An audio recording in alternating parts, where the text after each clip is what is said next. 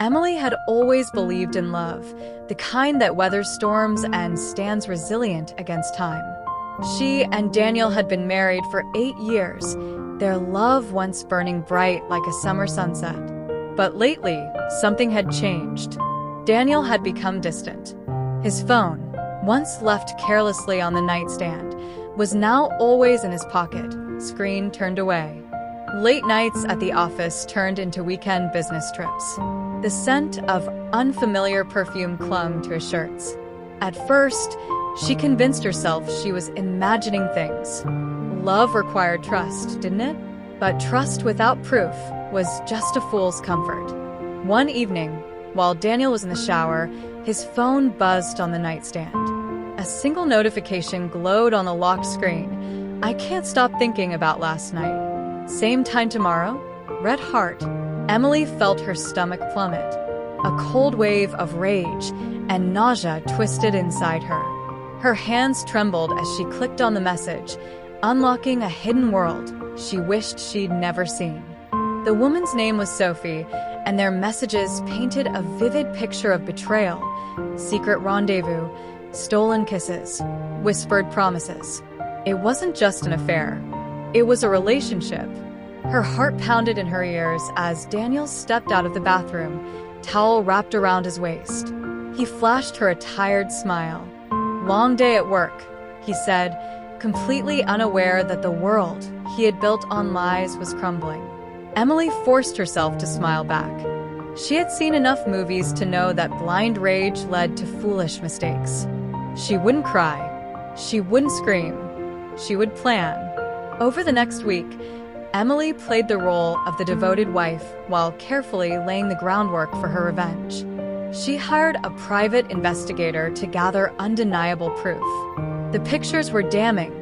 Daniel and Sophie at a boutique hotel, their bodies intertwined like vines. She created a fake email account and posed as Daniel, arranging a weekend getaway with Sophie.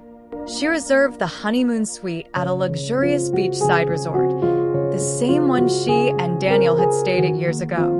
Then, she crafted her masterpiece, an anniversary dinner invitation, addressed to Sophie, signed with Daniel's name. The night arrived, and Emily played her part flawlessly. She kissed Daniel goodbye as he left for his business trips and watched as he drove off, oblivious. Then, she got into her own car and headed to the hotel. The restaurant was set for romance. Candlelight, soft jazz, and a secluded corner table. She watched from the bar as Sophie arrived, looking radiant in a red dress, anticipation glimmering in her eyes. Minutes later, Daniel entered, his confident stride faltering as he saw Sophie sitting alone. He approached cautiously, confusion spreading across his face. "You're early," Sophie said, smiling. Daniel frowned. "I didn't send you an invitation." Sophie's smile faded. "What do you mean? You texted me?" Emily emerged from the shadows, her presence like a dagger slicing through the air. "No, he didn't. I did." Daniel's face drained of color. "Emily, what are you doing here?" "I could ask you the same thing," she said, tossing a thick envelope onto the table. The photos spilled out like poison, each one exposing his lies. Sophie gasped, covering her mouth in horror. You lied to me," she whispered. Daniel stammered, looking from Sophie to Emily, his world crashing down. "Emily, please let me explain." "Explain?" Emily laughed, the sound cold and sharp. "Explain why you've been sneaking around like a cheap villain in a bad romance novel." By now, the entire restaurant was watching. Daniel, humiliated, reached for her hand, but Emily stepped back. "You didn't just betray me," she said, voice unwavering. "You betrayed the life we built, the vows we made. But don't worry, I'm not going to scream or throw drinks like in the movies. No, I prefer something more permanent." Daniel's eyes widened.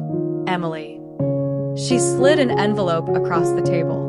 Inside were divorce papers, bank transfer receipts, and the deed to their house, now in her name. "You lost everything the moment you chose her," she whispered. As she turned to leave, She felt no sadness, no regret, only freedom. Sophie, now pale and shaken, grabbed her purse and stormed out. Daniel slumped in his chair, a broken man watching his empire of lies collapse around him. Emily walked into the cool night air, inhaling deeply. Revenge wasn't always about destruction. Sometimes it was about walking away and making sure they watched you do it.